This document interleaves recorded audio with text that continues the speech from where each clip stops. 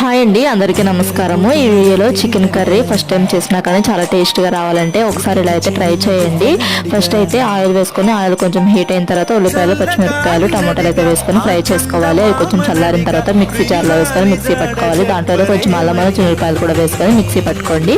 తర్వాత అదే ఆయిల్లో కొంచెం ఆయిల్ అయితే యాడ్ చేసుకొని చికెన్ వేసుకొని ఉప్పు, పసుపు, కారం అయితే యాడ్ చేసుకొని మొత్తం ఇలా అయితే కలిపేసేసుకొని మూత పెట్టుకొని ఒక 10 మినిట్స్ అయితే చికెన్ని ఉడకనివ్వాలి. తర్వాత ఇందాక మనం ప్రిపేర్ చేసుకున్న మసాలా ఉంది కదా, ఆ మసాలా అనేది దీంట్లో అయితే యాడ్ చేసేసుకోవాలి చికెన్లో.